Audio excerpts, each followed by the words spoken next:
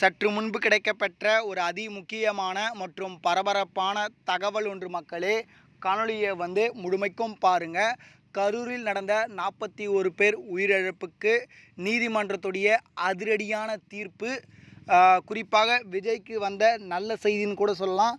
அது மட்டும் இல்லாமல் அரசாங்கம் தான் இதற்கெல்லாம் முழு பொறுப்பு அப்படின்னு பார்த்தீங்கன்னா நீதிமன்றத்திலிருந்தே சொல்லியிருக்காங்க. அதை பற்றி தான் அந்த காணொலியில் பார்க்க போகிறோம். தெளிவாக காணொலியை பார்க்க போகிறோம். வீடியோவை கொஞ்சம் கூட ஸ்கிப் பண்ணாதீங்க. வீடியோக்குள்ளே போகிறதுக்கு முன்னாடி நீங்கள் நம்ம சேனலுக்கு இப்போ தான் ஃபஸ்ட் டைம் வந்திருக்கீங்கன்னா மறக்காமல் நம்ம சேனலை சப்ஸ்கிரைப் பண்ணிட்டு பக்கத்தில் இருக்கக்கூடிய பெல் பட்டனை ஆலில் செட் பண்ணி வச்சுக்கோங்க. அப்போ தான் நம்ம போடுற ஒவ்வொரு அப்டேட்டும் பார்த்தீங்கன்னா உங்களுக்கு நோட்டிஃபிகேஷனில் வரும். இப்போ வாங்க வீடியோக்குள்ளே போயிடலாம். அதாவது கரூரில் நடந்த விவகாரம் எல்லாருக்குமே நல்லா தெரியும். 41 பேர் உயிரிழந்ததும் எல்லாருக்குமே தெரியும். இதற்கெல்லாம் முழுக்க காரணம் அந்த தாவேகாவினரும் தாவேகா தலைமையும் தான் அப்படின்னு சொல்லிட்டு நிறைய பேர் குற்றச்சாட்டை வச்சுருந்தாங்க. இன்னும் ஒரு சிலர்லாம் பார்த்தீங்கன்னா இப்போ இருக்கக்கூடிய ஆளுங்கட்சி தான் பார்த்தீங்கன்னா சரியான போதிய போலீஸ் பாதுகாப்பு கொடுக்கல அப்படின்ற ஒரு குற்றச்சாட்டையும் பார்த்தீங்கன்னா முன் வச்சாங்க. இதுக்கு நடுவில் நீதிமன்றம் என்ன மாதிரியான இதுக்கு தீர்ப்பை கொடுத்துருக்கு அப்படின்றத பார்க்க போகிறோம். அதாவது எல்லாருக்குமே சரிசமமாக பார்த்தீங்கன்னா அனுமதி கொடுக்கணும் அப்படின்னு சொல்லிட்டு நீதிமன்றம் தான் சொல்லியிருந்துச்சு. ஆனால் பார்த்தீங்கன்னா போலீஸ் பாதுகாப்பு கட்டாயம் இருக்கணும். ஆனால் அங்கே விஜயோடைய இதில் போலீஸ் பாதுகாப்பு குறைவாக இருந்ததாக விஜய் தரப்பு குற்றச்சாட்டை வச்சுருக்காங்க. மேலும் பார்த்தீங்கன்னா இன்னொரு முக்கியமான விஷயங்களும் பார்த்தீங்கன்னா அங்கே மென்ஷன் பண்ணியிருக்காங்க. எல்லாரும் சொல்லிட்டு இருந்தாங்களே, அதாவது இது போல் சம்பவம் நடக்க சொல்ல ஒருவராக உயிரிழக்கும் போது பார்த்தீங்கன்னா விஜய் அவர்கள் உள்ளே சென்று விட்டு அவரை பாதுகாப்பாக வீட்டுக்கு போயிட்டாரு, வீட்டுக்கு போய் பூந்துக்கினாரு, ஒரு தலைவர் இப்படி செய்கிறது செய்யலாம் அப்படின்னு சொல்லிட்டு கேட்டிங்க. அதுக்கு விஜய் தரப்பு என்ன சொல்லியிருக்காங்க பார்த்தீங்கன்னா, நாங்கள் அப்படி செய்யலை. அதாவது பார்த்தீங்கன்னா எங்களுக்கு உயிரிழப்பு நாங்கள் அங்கே கிளம்பி வந்ததுக்கப்புறம் பாயத்தொலை வந்ததுக்கப்புறம் எங்களுக்கு ஒருவராக பார்த்தீங்கன்னா உயிரிழப்பு அங்கே ஏற்படுதுன்னு தெரிஞ்சதோடக்கப்புறம் விஜயை மட்டும்தான், அதாவது தலைவர் விஜய் அவர்களை மட்டும்தான் அனுப்பிவிட்டு, அதாவது நம்முடைய குஷி ஆனந்த், நிர்மல்குமார் இவங்கெல்லாம் பார்த்தீங்கன்னா வந்ததாகவும், அதுக்கு போலீஸும் பார்த்தீங்கன்னா அந்த மாவட்ட செயலாளரும் பார்த்தீங்கன்னா இல்லை நீங்கள் இப்போ வந்தால் சரியாக இருக்காது அப்படின்னு சொன்னதாகவும், அவங்க ஊர் எல்லையிலே பார்த்தீங்கன்னா காத்துட்டு இருந்ததாகவும் பார்த்தீங்கன்னா விஜய் தரப்பு சொல்லியிருக்காங்க. இது ஒரு பக்கம் இருக்கக்கூடிய சூழ்நிலை நீதிமன்றம் ஒரு கேள்வி எழுப்பி இருக்கிறது. சரிங்களா?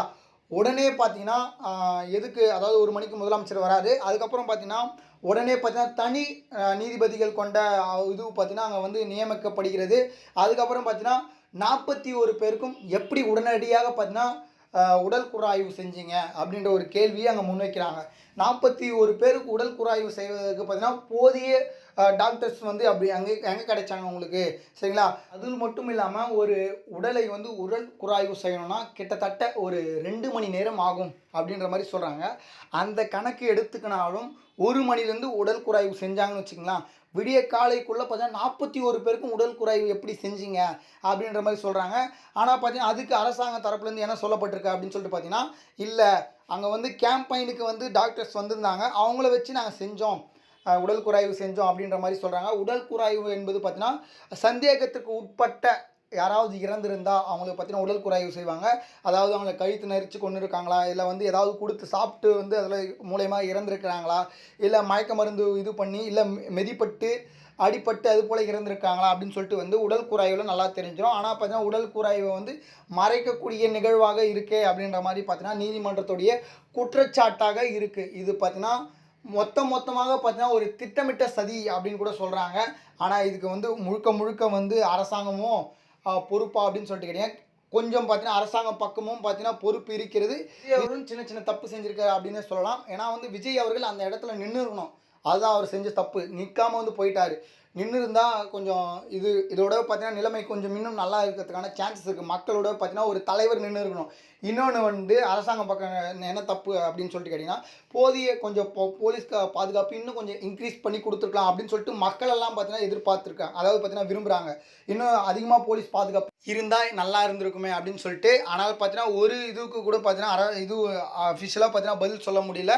இது விஜய்க்கு ஒரு நல்ல ஒரு செய்தியாக இருக்குது. அதனால் பார்த்தீங்கன்னா விஜய் பக்கம் சாதகமான தீர்ப்பு கிடைப்பதற்கான வாய்ப்புகள் இருக்குது.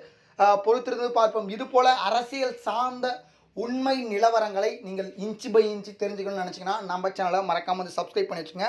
நன்றி. அடுத்தடுத்த வீடியோவில் சந்திப்போம். நன்றி, வணக்கம்.